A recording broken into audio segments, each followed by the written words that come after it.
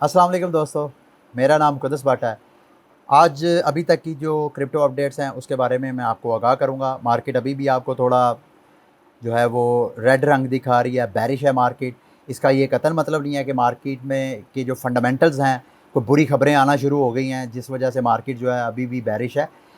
ज़रूरी नहीं मार्केट में फंडामेंटल्स प्राइस को मूव करते हैं। टेक्निकल जो ट्रेडर्स होते हैं, बड़े-बड़े ट्रेडर्स, वो फंडामेंटल्स के साथ-साथ टेक्निकल एनालिसिस, चार्टिंग के साथ भी ट्रेडिंग करते हैं, जो आगे आगे जाके मैं आपको थोड़ा बहुत उसके बारे में गाइड करूँगा।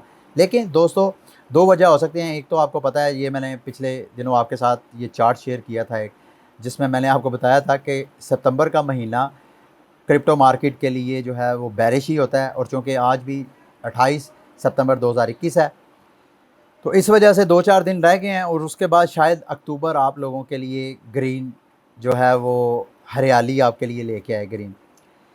ये एक न्यूज़ हो सकती है शायद मार्केट को अभी भी जो टेंशन देने वाली, कि साउथ कोरिया ने पिछले दिनों एक न्यूज़ आपके साथ हमने शेयर की थी कि साउथ कोरिया ने जहाँ पे उनके वहाँ पे जितनी भी क्रिप्टो एक्सचेंजेस काम करने वाली हैं, उनको एक डेडलाइन दी थी कि आपने ये क्राइटेरिया है, इसको आप मीट करेंगे तो हमारी कंट्री में आप फंक्शन करेंगे। उसमें से 29 एक्सचेंजेस उन्होंने सर्वाइव किया है, जिसमें से 37 उन्होंने शट डाउन करनी है, और उस वजह से शायद मार्केट का रुझान हो। लेकिन ये न्यूज़ शेयर करने के साथ साथ, चूँकि बाइनांस का पाकिस्तान के साथ वकार ज़का ने अनाउंसमेंट की कि पाकिस्तान में बैन होने जा रहा है। मेरा ख़्याल है वकार ज़का ख़ुद भी बाइनांस यूज़ कर रहे होंगे। उन्होंने ये ऐलान नहीं किया कि उन्होंने बाइनांस यूज़ करना छोड़ दिया है। बाइनांस के साथ इश्यूज़ हैं, नो डाउट। वकार ज़का भी आपको बताते आ रहे हैं, मैं भी आपको 2-4 वीडियोज़ में बताता हूँ, और इसके अलावा आप यूट्यूब भरा पड़ा है, आप सोशल मीडिया पे जाके आपको चेक करें, आपको पता चलेगा कि बाइनांस कितने मसाइल क्रिएट करता है। मार्केट मैनिपुलेशन के भी केसेस उसके ऊपर चल रहे हैं अमेरिका में। आपने पिछले दिनों मैंने आपको न्यूज़ शेयर की थी। तो बाइनांस पाकिस्तान में बैन ऐसा कोई न्यूज़ तो नहीं आई है।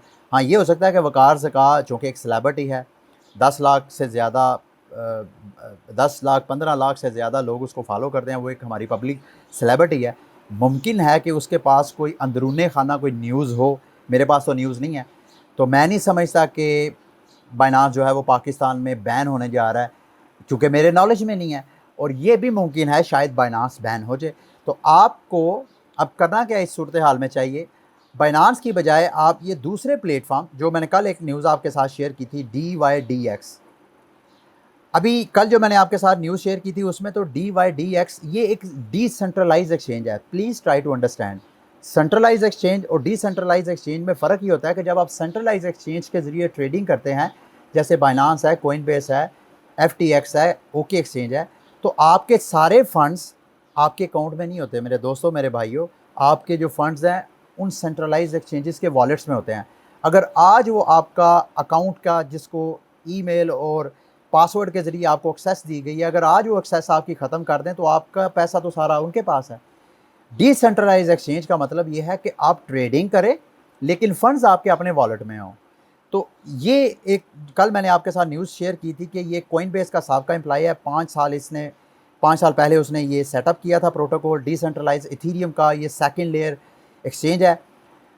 कल मैंने शेयर किया था कि इसने बाइनांस की जो डेली वॉल्यूम है उसको क्रॉस कर दिया है, और आज की अपडेट मैं आपको ये शेयर करने जा रहा हूँ कि इसने 24 घंटों के अंदर अंदर ना सिर्फ कोइनबेस बल्कि बिटमैक्स और FTX की जो फ्यूचर ट्रेडिंग वॉल्यूम्स हैं, इन तीनों के वॉल्यूम से ज़्यादा ट्रेडिंग हो रही है, और ये इसी वजह से हो रही है। ये जो न्यूज़ मैंने आपको साउथ कोरिया में शेयर किया है ना, क्योंकि सेंट्रलाइज एक्सचेंजेस जो हैं इनको मुख्तलिफ़ कंट्रीज़ में रेगुलेशंस के इश्यूज़ आते रहेंगे। तो इस वजह से अगर आपने ट्रेडिंग करनी है तो आपको डिसेंट्रलाइज एक्सचेंजेस, अभी चूँकि मेरा ये फर्स्ट एक्सपोजर था कल के दिन में, बल्कि कल के दिन में जो मेरी अंडरस्टैंडिंग थी वो मैंने आपको थोड़ा मिसगाइड किया, मैं उसको भी क्लियर कर दूँ। यहाँ पे अगर आपने ट्रेडिंग करनी है तो ऐसा नहीं है कि आपके मेटामास्क में फ़ंड्स पड़े हुए हैं तो आप फंड्स आपके वहीं रहेंगे और आप ट्रेडिंग करते जाएंगे। नहीं, ऐसा नहीं है, बल्कि आपने यहाँ पे डिपॉज़िट करना है, और यहाँ पे ट्रेडिंग करने के लिए आपको USDC, ये भी एक स्टेबल कोइन है जैसे USDT है, USDT से तो बहुत बेहतर है। आप USDC इथेरियम के ऊपर है जैसे USDT है, तो आप यहाँ पे USDT डिपॉज़िट करके ट्रेडिंग कर सकते हैं ऑलमोस्ट। अक्सर लोग कहते हैं ना कि सर USDT अगर नहीं करेंगे तो हम ट्रेडिंग कैसे करेंगे, क्योंकि मोस्टली पेयर जो सेंट्रलाइज एक्सचेंजेस में आपको नज़र आते हैं उनका पेयर बना ही USDT के साथ होता है। तो अगर यहाँ पे आएँ आप DYDX पे, तो आपको बहुत से कॉइन्स ऐसे मिल जाएंगे जो कि USDC के साथ ट्रेड आप कर सकते हैं। ये DeFi पे क्लिक करें, ये ऑल पे क्लिक करें, ये आपको सारे, ये मेरा ख्याल है ज़्यादातर आपको जो एक्सचेंजेस की ऑप्शन मिलेगी उतनी वैरायटी तो नहीं मिलेगी जितने आपको डिसेंट्रलाइज एक्सचेंजेस जैसे यूनिस्वैप है, जैसे पैनकेक स्वैप है, जितनी वैरायटी वहाँ पे मिलती है आपको उतनी वैरायटी तो यहाँ नहीं मिलेगी, लेकिन कम से कम आपके फंड्स की सिक्योरिटी लाजमी रहेगी। अच्छा जी, अब आते हैं मेरे दोस्तों, मेरे भाइयों, ये देखें, चाइना ने अभी जो फंड क्रिएट किया उस फंड की वजह से मार्केट अभी क्रैश करी। और आप इमेजिन करें कि ये एक्चुअल जो न्यूज़ थी चाइना से जो आई कि चाइना ने क्रिप्टो एक्सचेंजेस को या क्रिप्टो ट्रांजैक्शंस को बैन कर दिया है, ये न्यूज़ 24-25 तारीख की नहीं थी, ये 5 सितंबर यानी इस मंथ के स्टार्ट की ये न्यूज़ थी। लेकिन वेस्टर्न मीडिया में मार्केट मैनिपुलेटर ने, पता नहीं वो कोई एक्सचेंजेस भी हो सकती हैं या कोई बड़ी बिग वेल हो सकती है जिसने आप लोगों के दरमियान पैनिक क्रिएट करके सस्ते में फंड्स लेने थे, उसने ये जाके 5 तारीख की न्यूज़ 24-25 को जाके मार्केट में फ्लोट की जाती है और उस पर हाइप क्रिएट की जाती है, मार्केट में पैनिक होता है और मार्केट डंप होती है। जब डंप होती है आगे क्या होता है वो मैं आपको दिखाने लगा हूँ। ये देखें जी, institutional investors were buying the dip. तकरीबन जब ये चाइना का फंड क्रिएट हुआ उस दौरान आप जैसे मेरे जैसे जो छोटे छोटे रिटेलर्स हैं जिन्होंने चंद हज़ार की या चंद $100 की इन्वेस्टमेंट करनी होती है, उनको पैनिक क्रिएट करके उनसे सेल करवाए फंड्स और 95 मिलियन वर्थ के उन्होंने क्रिप्टो बाय किए। बाय क्या क्या किया उन्होंने? बिटकॉइन बाय किया, 50 तकरीबन $5 करोड़ का बिटकॉइन बाय किया और तकरीबन 28.9 तकरीबन 29 मिलियन का इथीरियम बाय किया। और क्या बाय किया? सोलाना बाय किया, कार्डानो बाय किया, पोल्काडॉट बाय किया। तो मेरे दोस्तों, ये आपको मार्केट में जो आपको, चूँकि कोई मार्केट के फंडामेंटल्स ऐसे नहीं हैं, जो अगर होंगे तो मैं आपके साथ शेयर करूँगा, कोई ऐसे फंडामेंटल्स नहीं है जिससे आपको घबराने की ज़रूरत है, तो आप इंतज़ार करें। अच्छा, अब सबसे पहले आते हैं, ये बिटकॉइन का चार्ट है जी, आप देख रहे हैं बिटकॉइन यहाँ पे इसको रेजिस्टेंस की तरफ आ रहा था, जो फिबोनाची की इसकी ये 0.5 की रेशो है, इसको टच करने से पहले पहले ही अब वो दोबारा ऊपर जा रहा है। इसकी ये फिबोनाची की रेशो अगर क्रॉस होगी तो शायद बिटकॉइन दोबारा जो है वो ऊपर की तरफ जाए। और ये भी मैं आपको बताना भूल गया, पिछले दिनों मैंने आपको बताया था कि गोल्डन क्रॉस होगा तो मार्केट ऊपर जाएगी। सैडली इस बार तो ऐसा नहीं हुआ, यहाँ पे आपको गोल्डन क्रॉस नज़र आया था लेकिन मार्केट उस गोल्डन क्रॉस पे ऊपर जाने की बजाय मार्केट नीचे आती है। अच्छा, यहाँ एक चीज़ मैं आपको बताता चलूँ, सम टाइम ऐसे होता है कि जब किसी चीज़ की हाइप क्रिएट की जाती है तो छोटे मोटे रिटेलर्स जो हैं उस हाइप की वजह से अपनी इन्वेस्टमेंट डाल के बैठ जाते हैं, और जैसे ही वो इन्वेस्टमेंट डालते हैं बिग वेल क्या करती हैं, बिल्कुल मार्केट के अगेंस्ट चले जाती हैं, यानी जो मार्केट में हाइप क्रिएट की जाती है उसके अगेंस्ट चले जाती हैं, ताकि उस अगेंस्ट जाके मार्केट को मैनिपुलेट करके लोगों में पैनिक क्रिएट करें और फिर सस्ते दामों बाय करें। और यही जैसे मैंने आपको ये इंस्टीट्यूशंस का बाय किया कि वो इस तरह इंस्टीट्यूशंस कर रहे हैं। अच्छा, उसके बाद आते हैं कि क्या, जो मैं कह रहा हूँ कि मार्केट के कोई ऐसे फंडामेंटल्स नहीं है जिससे आपको घबराने की ज़रूरत है। ये टेकडेव ने एक और चार्ट शेयर किया है जिसमें वो आपको फिबोनाची रेशो के साथ 2013 का 2021 के साथ कंपैरिजन करके बता रहे हैं कि 2013 में भी ब्लो ऑफ डेविएशन यहाँ पे क्रिएट हुआ। ये उसने एक ट्रायंगल क्रिएट किया जिसमें जुलाई की डेविएशन, ये सारी चीज़ें, ये चार्ट आपको नज़र आ रहा है। और यहाँ पे उसने कहा कि अक्टूबर, जो कि मैं आपको पीछे बताया कि मंथ वाइज कैसा रुझान रहता है, कैसे सेंटिमेंट्स रहते हैं इन्वेस्टर्स के क्रिप्टो मार्केट में, तो यहाँ पे अक्टूबर का जब ब्रेकआउट हुआ तो मार्केट ये देखें कैसे 2013 में ऊपर बुलिश हुई है। अगर अक्टूबर में इसी तरह का ब्रेकआउट हो जाता है तो मार्केट, जो हम बार बार मुख्तलिफ जो एनालिस्ट हैं वो आपको बताते जा रहे हैं कि बिटकॉइन की प्राइस जो है $1,00,000, बल्कि कल की वीडियो में तो मैंने आपको बताया था टेक डेव के मुताबिक बिटकॉइन की वैल्यू $2,00,000 को ईजीली टच कर सकती है। अब आते हैं एडा की तरफ, जो मैं आपको कह रहा था ना, हाइप समटाइम ऐसे होता है कि जिस चीज़ की हाइप क्रिएट की जाती है उसके बिल्कुल अगेंस्ट मार्केट चले जाती है, क्योंकि बिग वेल्स उस मार्केट को मैनिपुलेट करते हैं। यही काम हुआ जब एल सल्वाडोर में 5 सितंबर को बिटकॉइन डे मनाया जा रहा था, तो सब ये होप करके बैठे थे, छोटे मोटे जो ट्रेडर्स हैं, कि यार बिटकॉइन की प्राइस ऊपर जाएगी। उन्होंने अपने सारे फंड्स डाल दिए और जैसे ही वो डे आया तो मार्केट बिल्कुल क्रैश कर गई। तो मार्केट मैनिपुलेशन की उस, वो जिन लोगों ने महंगे प्राइस पे बाय किए तो वो फंस गए, या उन्होंने पैनिक में जाके नुकसान में सेल कर दिया, या उनके पैसे फंसे हुए हैं। तो सेम यही एडा के साथ हो रहा है। 2 सितंबर को इसने अपना ऑल टाइम हाई बनाया था $3.11, एडा की मैं बात कर रहा हूँ। उसके बाद एडा की एक हाइप क्रिएट थी कि 12 सितंबर को, मैं भी आपको अपने बुलेटिन्स में बताता आ रहा था कि 12 सितंबर को अलोंज़ो का मेन हार्ड फोर्क होने जा रहा है, जिसके बाद कार्डानो के ऊपर भी दूसरे टोकन्स लॉन्च होंगे, और जब दूसरे टोकन्स बिजनेसेस लॉन्च होंगे तो एडा की प्राइस ओबियसली ऊपर जाएगी, क्योंकि उसके अंदर सरमाया आएगा।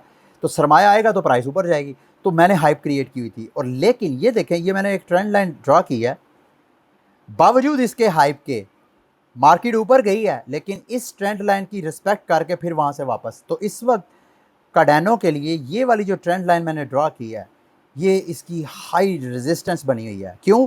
अब ये फिर एक बार इधर भी आप नज़र डालें। 26 सितंबर को एडा का कार्डानो का समिट चल रहा था, मैं भी आपको अपडेट कर रहा था, लेकिन इस दौरान भी देखें इस ट्रेंड लाइन को मार्केट ने रिस्पेक्ट करके फिर मार्केट नीचे आ गया। यानी ये वाली ट्रेंड लाइन इसके लिए कितनी हैवी रेजिस्टेंस बनी हुई है। तो मेरे दोस्तों, जैसे मैंने आपको स्टार्ट में कहा था कि ज़रूरी नहीं मार्केट में क्रिप्टो करेंसीज़ की प्राइसेस को फंडामेंटल्स मूव करते हैं, जो टेक्निकल चीज़ें होती हैं, जो चार्टिंग होती है, उसको वो भी बड़ा मैटर करते हैं। और देख लें, बिल्कुल आपके सामने है, ये बिल्कुल आपके सामने है चार्ट में, कैसे मार्केट इस फंडामेंटल्स, इस ट्रेंड लाइन को रिस्पेक्ट कर रही है, बावजूद इसके कि बहुत बड़े बड़े इवेंट्स हैं।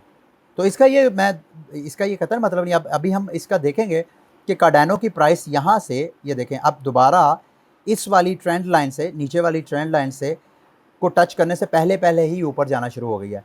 अगर तो यहाँ से प्राइस ऊपर जाती है, तो ये वाली ट्रेंड लाइन अगर ब्रेक करेगी कार्डानो, तो कार्डानो की प्राइस मेरे दोस्तों, मेरे भाइयों, ऊपर जाएगी। अदरवाइज़ कार्डानो की प्राइस जो है यहाँ नीचे आएगी $2। और अगर मेरे से पूछें, मेरे से अक्सर लोग पूछते हैं कार्डानो कब बाय करना चाहिए, मेरी नज़र में कार्डानो की बेस्ट प्राइस बाइंग के लिए, एक आप $2 के ऊपर आप लगाएं, $2.10 के ऊपर आप बाय लिमिट लगाएं, और उसके बाद 50% जो आपने बाय करना है वो $1.85 पे लगाएं। मुझे नहीं पता नीचे प्राइस जाएगी या नहीं, अगर जाएगी तो आपके लिए बोनस होगा। मैं नहीं ख्याल करता, कोई ऐसी फंडामेंटल्स मार्केट में नहीं नज़र आ रहे कि इसकी प्राइस जो है मज़ीद क्रैश करेगी। मैक्सिमम बड़ा भी जाए तो ये 1.85 तक इसको जाना चाहिए। अब आते हैं जी कोइनबेस। हाँ, जो मैं आपको कह रहा था कि फंडामेंटल्स बहुत ज़्यादा पॉजिटिव हैं। कोइनबेस जितने अमेरिकन्स हैं उनको फैसिलिटेट करने जा रहा है कि अगर वो अपने इंस्टीट्यूशंस पे, जहाँ पे भी वो काम कर रहे हैं, वहाँ से जो उनको पे चेक मिलता है, जो उनकी सैलरी आती है, वो पे चेक बराह रास्त कोइनबेस में डिपॉजिट कर सकते हैं, ताकि, क्योंकि वो पे चेक आते हुए, पेमेंट प्रोसेसिंग होते हुए टाइम लगता है। अगर वो पे चेक बराह रास्त कंपनीज़, मतलब फॉर एग्जांपल मेरी एक कंपनी है, मैंने अपने एम्प्लॉयज़ को पे करना है, तो मैं बैंक में जो डिपॉजिट करता हूँ, अगर मैं बैंक की बजाय बराह रास्त कोइनबेस में उनके अकाउंट में डिपॉजिट कर दूँ, तो उनको क्रिप्टो करेंसीज़ बाय करने में बहुत आसानी होगी। और साथ इन्होंने इंसेंटिव दिया है कि अगर आप इस तरह पे चेक के ज़रिए डिपॉजिट्स करते हैं कोइनबेस के अंदर, तो आप लोगों को ट्रांजैक्शन फ़ीस बिल्कुल नहीं लगेगी। ये आपको नज़र आ रहा है ये सारा। तो फंडामेंटल्स तो मेरे दोस्तों, मेरे भाइयों, बहुत स्ट्रॉन्ग है। अब मैं एक चीज़ आपको, ये एक सोलाना के ऊपर एक प्रोजेक्ट है, ये मेरी रिकमेंडेशन नहीं है, ये ना समझिएगा कि मैं आपको रिकमेंड कर रहा हूँ, ना ये पेड है, मेरी नज़र से गुजरा, मैं आपको बताना चाह रहा था। ये सोलाना के ऊपर एक social media, decentralise social media application हो रहा है, जैसे यूट्यूब है। अब यूट्यूब पे मेरी वीडियो देख रहे हैं, मैं वहाँ पे कंटेंट क्रिएट करता हूँ, आप उस कंटेंट को देखते हैं, लाइक करते हैं, उस पे एडवर्टाइजमेंट आती है, उस पे मुझे अर्निंग होती है। सेम इसी तरह का, लेकिन मैं यूट्यूब पे काम कर रहा हूँ, मैं यूट्यूब की पॉलिसी के बगैर नहीं चल सकता, या यूट्यूब की पॉलिसी क्या, अगर मैं पॉलिसी की रिस्पेक्ट भी करता हूँ, समटाइम जो है यूट्यूब की जो मर्ज़ी है वो मेरे साथ कर सकता है। मेरा अकाउंट बंद कर दे तो मैं तो फाइनेंशियली मुझे कितना नुकसान होगा। मेरे इतनी खूबसूरत मेरी कम्युनिटी है, मैं अपनी कम्युनिटी को लूज़ कर दूँगा। बाकी चीज़ें, जो माली नुकसान है वो तो अलग, तो जो मेरे इतने फॉलोअर्स हैं वो सारे किधर जाएँगे। तो इस रिस्क को काउंटर करने के लिए अब जो है cryptocurrencies decentralise social media networks create कर रहे हैं। उसमें से ये सोलाना के ऊपर ये एक ऐप ओपन हो रहा है, एक टोकन लॉन्च हो रहा है, सोलशियल। इन्होंने 2.9 मिलियन फंड रेज किया है ताकि वो censorship free social media create करें। उससे होगा क्या, ये उनकी वेबसाइट है सोलशियल, आप इसको जाके खुद भी चेक कर सकते हैं। करेंगे क्या आप यहाँ पे, मैं भी, आप, अगर मैं कंटेंट क्रिएटर हूँ, मैं यहाँ पे अपना कोई कंटेंट बनाऊँगा, उस कंटेंट मैं अपने फॉलोअर्स को वो कंटेंट इनके प्लेटफ़ॉर्म पे शेयर करूँगा और वहाँ पे मुझे अर्निंग होगी और ये सेंसर फ्री होगी मेरे दोस्तों। तो इस पे आप कैसे एंगेजमेंट कर सकते हैं? अगर तो आप कंटेंट क्रिएटर हैं, तो आप फिर भी पार्टिसिपेट कर सकते हैं। अगर आप कंटेंट क्रिएटर नहीं हैं, तो आप चाहें तो इनके टोकन वगैरह को होल्ड कर सकते हैं। मुमकिन है कि आने वाले वक्तों में इसकी प्राइस जो है वो ऊपर जाए। तो उम्मीद करता हूँ कि आज का बुलेटिन भी आपके लिए इन्फॉर्मेटिव रहा होगा।